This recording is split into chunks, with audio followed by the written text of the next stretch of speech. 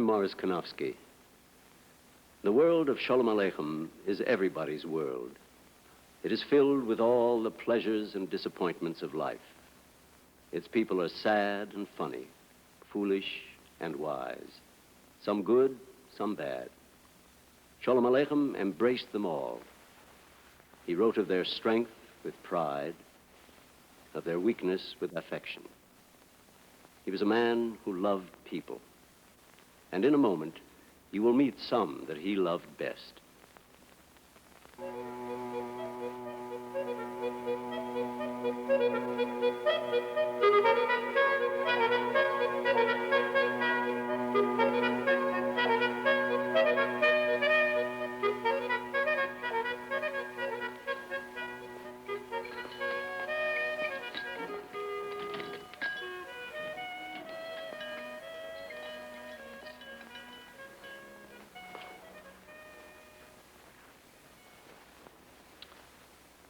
I apologize.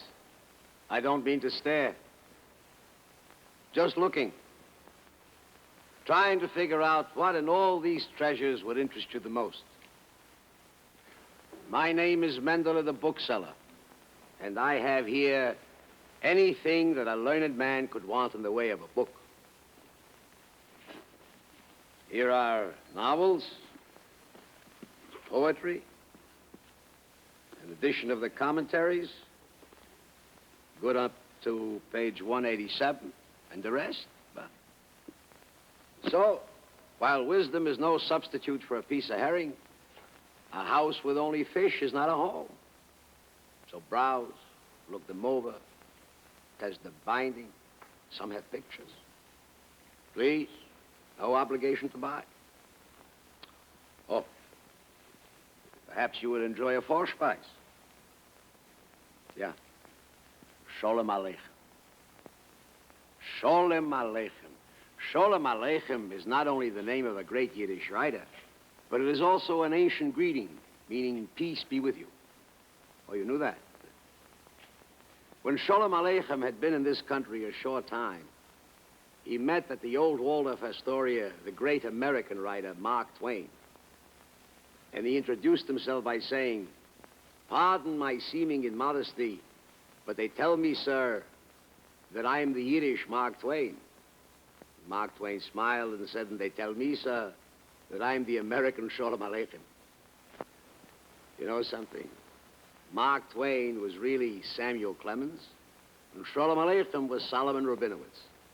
Oh, you knew that too? Oh, now the Vorspeise. Sholem Aleichem wrote here a story called The Enchanted Tailor. Now, where did he get the idea for the story? Like all great artists, from the people. It's a folk story. It's a tale about Chelm. What, you ask, is Chelm? Chelm is a famous city in the old country.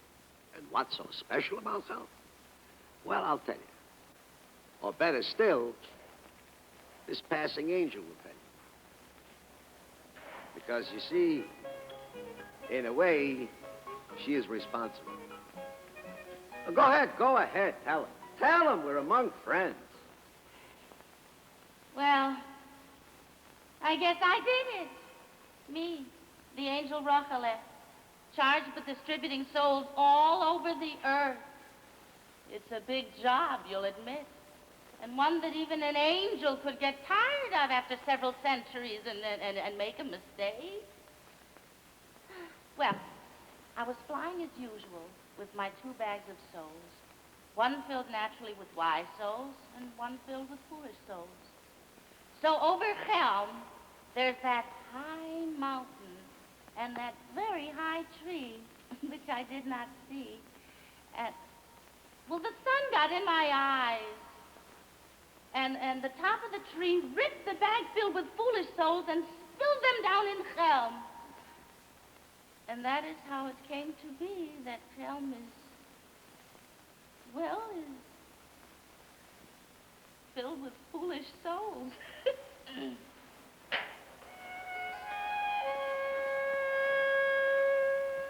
That's history.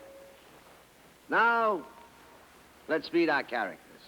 First, the Melamed, a Hebrew teacher, that is. his good wife, Rivkele, their great advisor, Rabbi David, and their goat.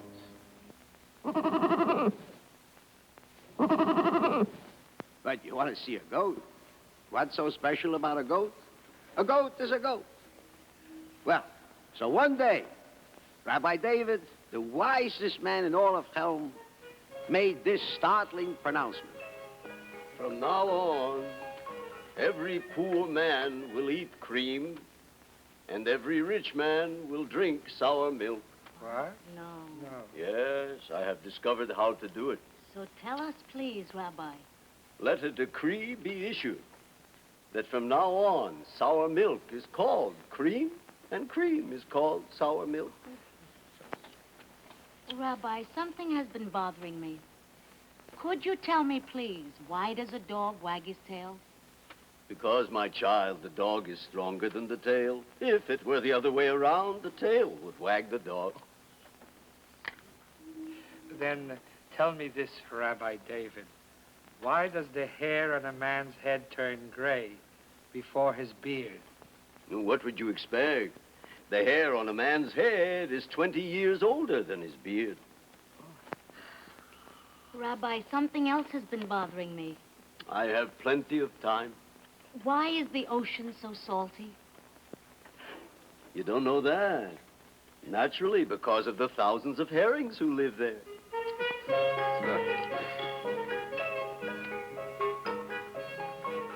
That is the wisest man in all of Chelm. Now, the Melamed. Rivkele, my queen. Yes, my Melamed. Rivkele, my queen. I've been thinking. Good, my Melamed.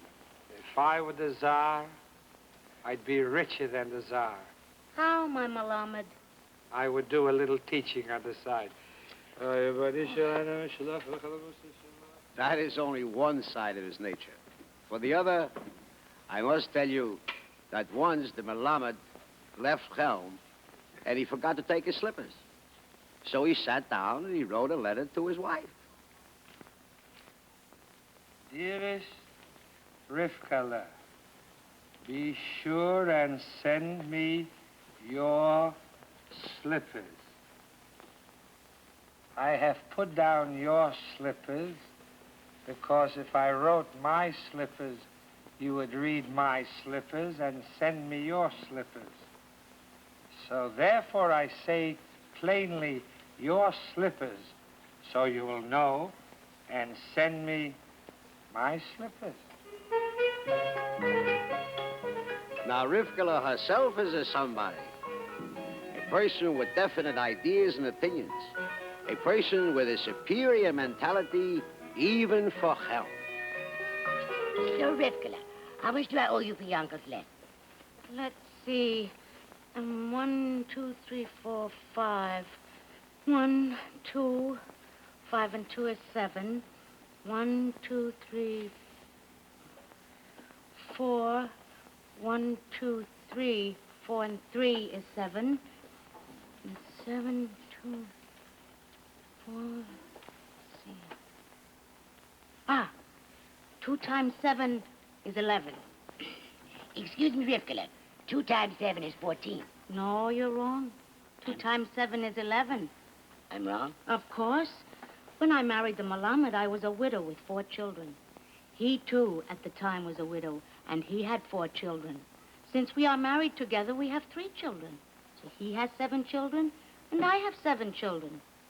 Together, we have 11.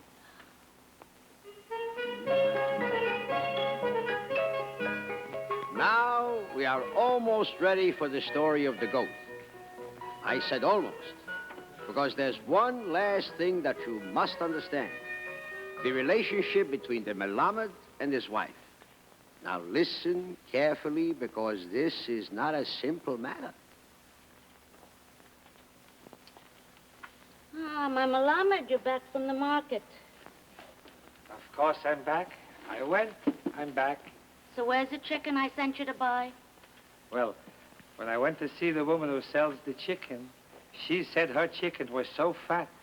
Oh, I said, fat is better than chicken. So when I went to see the man who sells the fat, he said his fat was so wonderful, it was like oil. Oh, I said, oil is better than fat. So when I got there, they said their oil was so pure it was like water. Aha, I said, water is better than oil. So, instead of a chicken, I brought you a pitcher of water. So I'll get you a glass. Why? Your dinner is ready.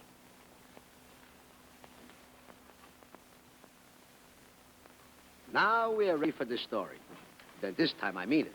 Unless, of course, you insist on a few words about the goat. What can you say about a goat? A goat is a goat. And this goat was not even from Chelm, but from the next village, which was famous for its goats. And that's the point of the whole story. So one morning,